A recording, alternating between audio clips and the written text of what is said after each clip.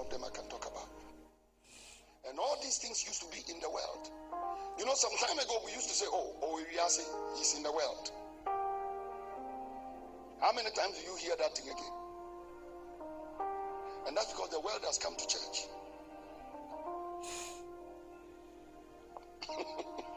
The world has followed us to the church. Alcoholism has come to us. We have our own Christian drinks. The alcohol is not 15%, 7.5%. When you take it, you don't fall, but you see like this.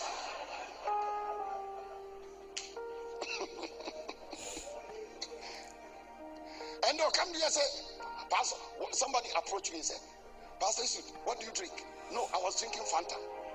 And a pastor came and saw me drinking the Fanta and started laughing at me. He said, Eja, he calls me Eja. Eja, who doesn't know Fanta? I said, that Fanta na. So I said, and I thought he was going to say malt. It's your wine can create before your heart. This man is trying to teach a pharmacist what is good for my heart. You are talking to a pharmacist, pen preacher.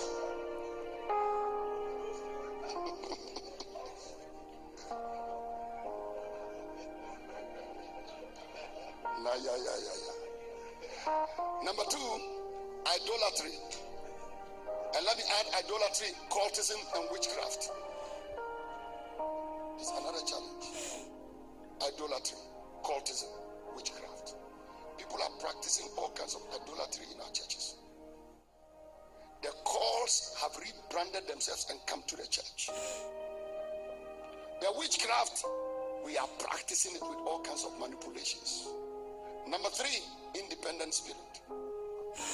Husbands want to be independent, wives want to be independent. And thank God for the things that help us to be independent. I don't want to go into these things, not too many, let me run. Drugs and substance abuse, sexual promiscuity, illicit sex, masturbations, pornographies, all of them, put them together. Sexual promiscuity, the love of money. The love of money is in the church. Political manipulation is here with us. Armed robbery and crime. I was in a church last week. The pastor had some money in his pocket, dollars. During the meeting, he was shaking people, sharing the grace. By the close of the service, his face had changed. He came into his office. I was sitting in the office. He said, Pastor Eastwood, something has happened to me. I said, what, Pastor? He said, I had some money in my pocket, dollars. They're all gone. Whilst he was sharing the grace, somebody was receiving the grace.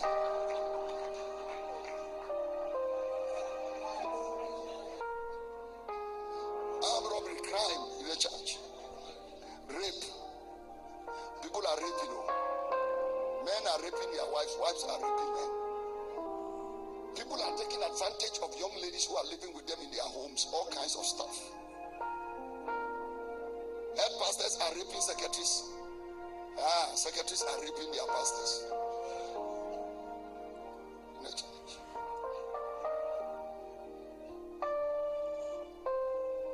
Indecency.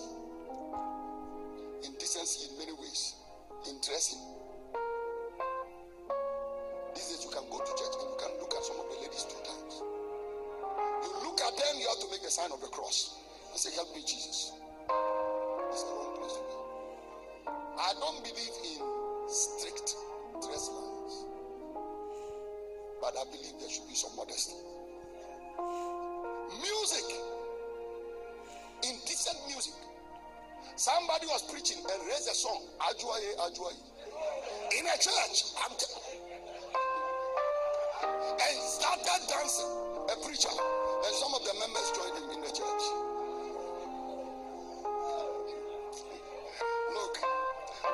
comes to this message, I can keep you the whole day, because this one, by the grace of God, is my area from when I was a young man. But in this essence, dressing, music, speech, some of the vulgar language that we can speak, even among Christians. Worldliness. Number 12, jesting, cause joking. Some of the jokes can take place in a church and want to bury your head. And we are comfortable. Blasphemy. On the internet one day, a preacher put up on the screen, young people had come on the YouTube. You just come and swear against Jesus. You swear against Jesus and you say there is no God, there is no hell, there is no heaven. And then you go away. And then somebody will come and say, I endorse it. There is no God, there is no Jesus, there is no Holy Spirit. Blasphemy. Disobedience to parents. Non-seriousness. Sometimes you just see people who just take life for granted. Religious brainwashing. Too much of it in our time, especially with all the TVs and the satellites and so on and so forth. Another moral challenge we have these days is the craving to travel, to go abroad at all costs. It's immoral. People are changing their names, changing their age, moving from one passport to the other, lining up, marrying when they shouldn't marry. People are marrying their grandmother to get visa.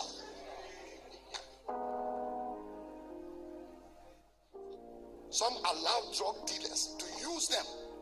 Because they want to go abroad, they ship them with the drug. They must travel. Go to the embassies. It's pathetic. They sleep there for 1 week. No, 7 months looking for visa. And that's because somehow they are just deceived to think that if they stay in their own country, they won't prosper. Another immoral act, laziness. Many people are lazy these days, don't want to work. Impatience, we want everything quickly. Number 20, moral challenge, unhealthy alliances. Unhealthy alliances. When you just have alliances and friendships that you know will not promote your godliness. May God help us to start choosing godly friends. Not just friends who will give us success and friends who will make our business work, but friends who will make us holy and pure. And the effects of the immorality is that number 1, imprisonment is on the increase. Number 2, abortions are on the increase. Number 3, there's mass backsliding. Number 4, we are losing a generation through pollution. Number 5, there is the spreading of disease. Many married people will tell you they get infections, they don't know where it came from. The wind blow it where it listeth. You hear the sound thereof, but you cannot tell.